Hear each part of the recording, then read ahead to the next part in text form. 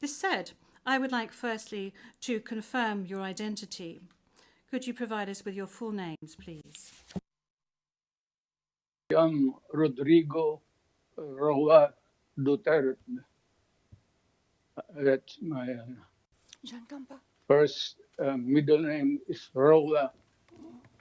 The surname is Duterte.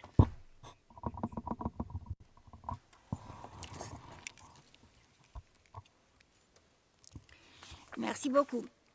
Thank you very much. What is your date of birth? Again, ma'am.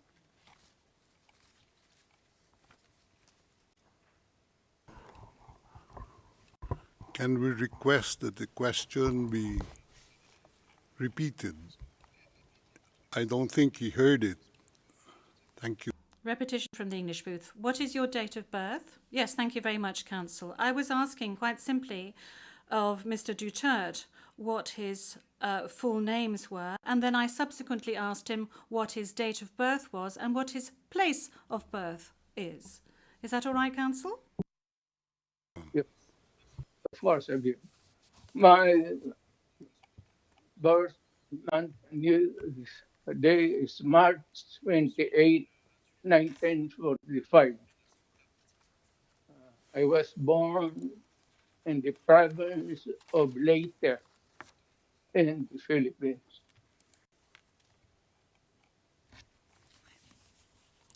Merci beaucoup. Thank you very much.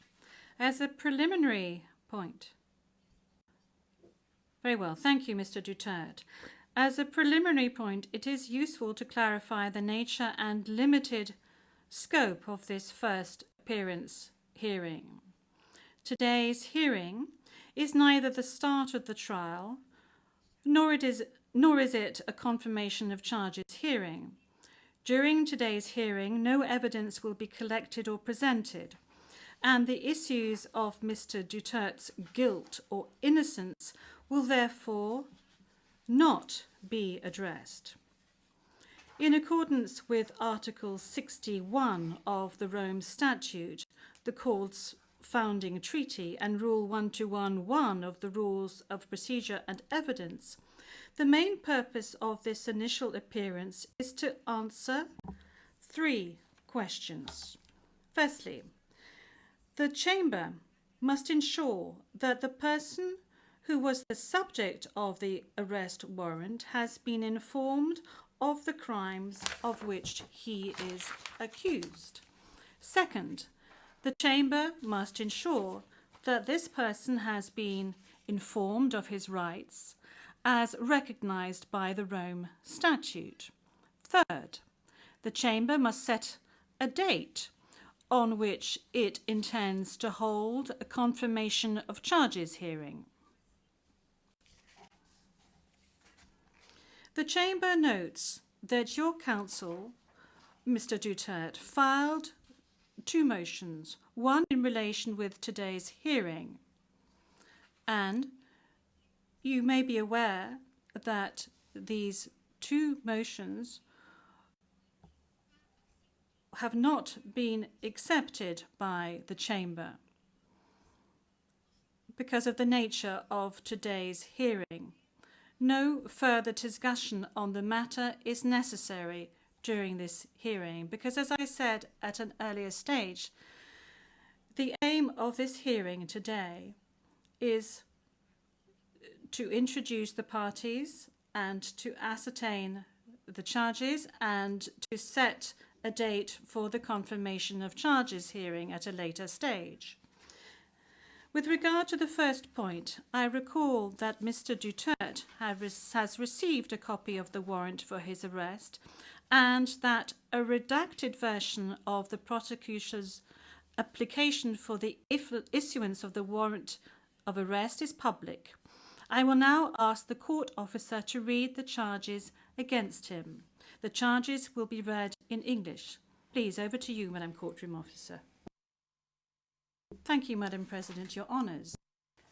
On 7 March 2025, Pre-Trial Chamber 1 concluded that there were reasonable grounds to believe that Mr. Duterte is criminally responsible pursuant to Article 25(3)(a) of the Rome Statute, as an alleged indirect co-perpetrator for the crime against humanity of murder, pursuant to Article 7(1)(a) of the statute as follows. A. Murder of at least 19 persons, allegedly drug pushers or thieves, killed by members of the Davao Death Squad in various locations in or around Davao City, Philippines between 2011 and 2016. B. Murder of at least 24 persons, allegedly criminals, such as drug pushers or thieves or drug users, killed by or under the supervision of members of the Philippines law enforcement, sometimes with the assistance of persons who were not part of the police, at various locations in the Philippines between 2016 and 2019. Merci beaucoup, Madame la... Thank you, Madam Courtroom Officer. Mr. Duterte, I'm not going to ask you to stand up because I know your condition, so I'm going to allow you to remain seated. You have just heard the reading of the charges, which are in accordance with the content of the arrest warrant you received. This means that you have been informed of the crimes of which you are accused. And this concludes the examination of the first point mentioned above. I will now turn to the second point, which concerns your rights as a suspect before this court. I will summarize some of these rights, which are of particular importance at this stage of the proceedings. Those rights are as follows. You can benefit from the assistance free of charge of a competent interpreter and benefit from the necessary translations to meet the requirements of fairness.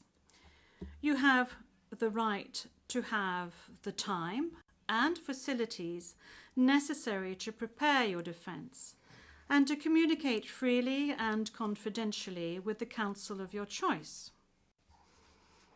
You have the right to remain silent, and you cannot be forced to testify against yourself or to confess guilt. You can also make statements in your defence without taking an oath. In addition to any other disclosure provided for in the statute, the prosecutor must disclose to you, as soon as practicable, evidence in his possession or at his disposal that shows or tends to show your innocence or to mitigate your guilt, or that could undermine the credibility of the evidence against you. At the confirmation of charges hearing, you can contest the charges, challenge the evidence presented by the prosecutor, and present evidence. There will be no trial if the charges are not confirmed or if the proceedings against you are completed. You have the possibility to make an application for interim release pending trial. And finally, Mr. Duterte, you have the right to be informed as soon as possible and in detail of the nature, cause, and content of the charges in the language that you fully understand and speak. Counsel, have you understood? Yes, we're listening, ma'am. We're listening. And before it ends, may we be allowed to present a manifestation on the circumstances behind the delivery of Mr. Duterte in this chamber.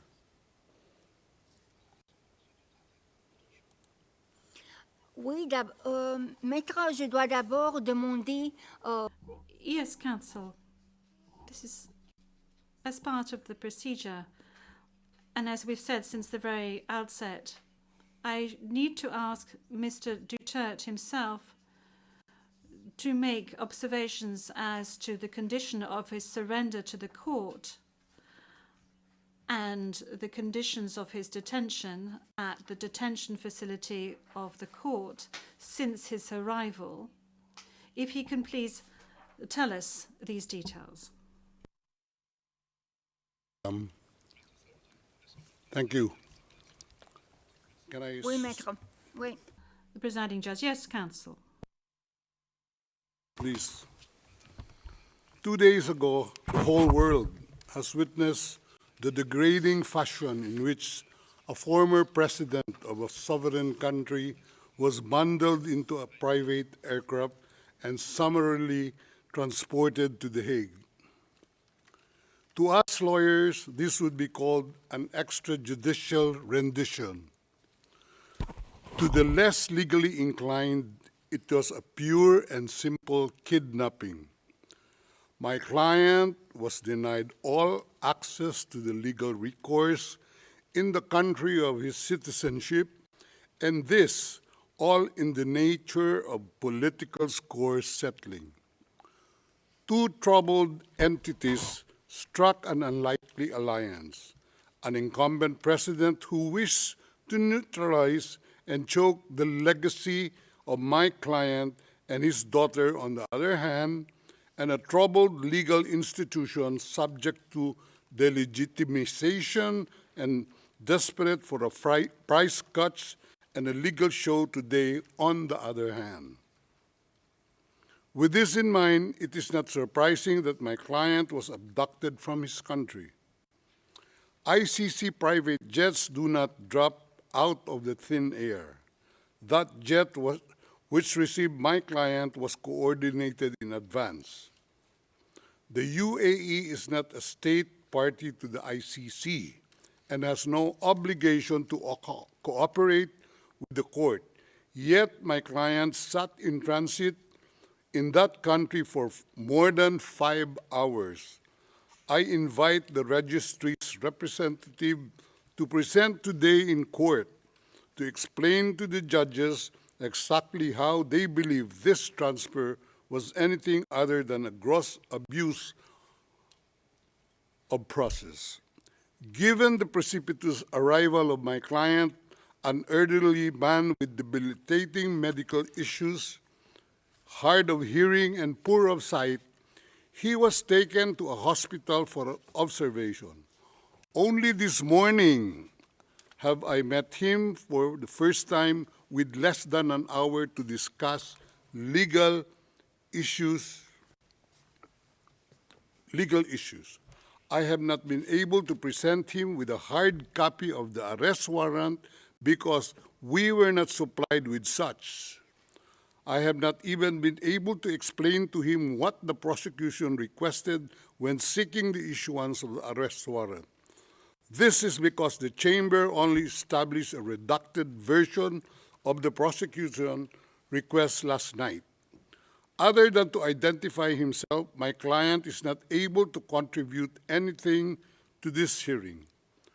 Most importantly, he is not able even to tell you that he has been informed of the charges as contained in the arrest warrant for a reason more pertinent to which I alluded in my written request to this honorable pretrial chamber this morning, and which is confidential in nature. Accordingly, I repeat my respectful request, which was rejected this morning, to postpone the substantive aspect of this hearing to the next week, when I will have the opportunity to sit with my client and to explain to him what a confirmation hearing is and what the disclosure is, and how the prosecution alleges that he committed crimes. I thank the court for its attention and regret to say that I do not have instructions to continue my submission any further today. Thank you.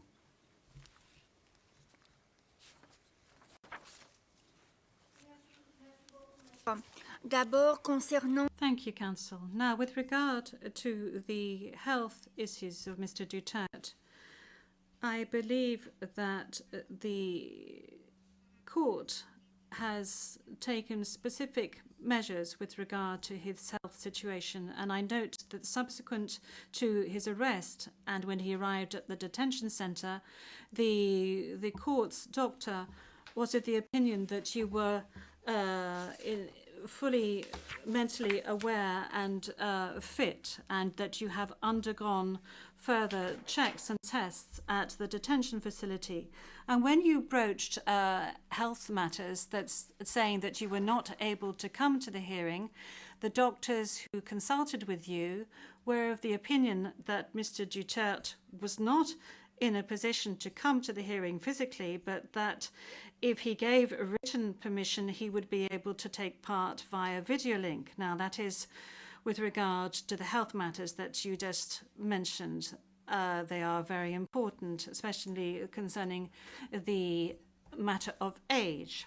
Now, with regard to the rights of Mr. Duterte, we have before us the registrar's or the registry's report that says that Mr. Duterte has been informed of his rights, including Articles 66 and 67 of the Rome Statute, and that that he is aware of his rights and that he is also aware of the charges against him. We have before us the report of the registry saying that he was also aware of the warrant of arrest in the English language and that he is very well versed in the English language. Once again, you have the possibility of these charges being read in English, which was the case today. I have read to you in the French language the rights that he has, Mr. Duterte, before this court, and I'd like to specify once again that this is an initial hearing. In order for Mr. Duterte to be aware of his rights and the charges against him.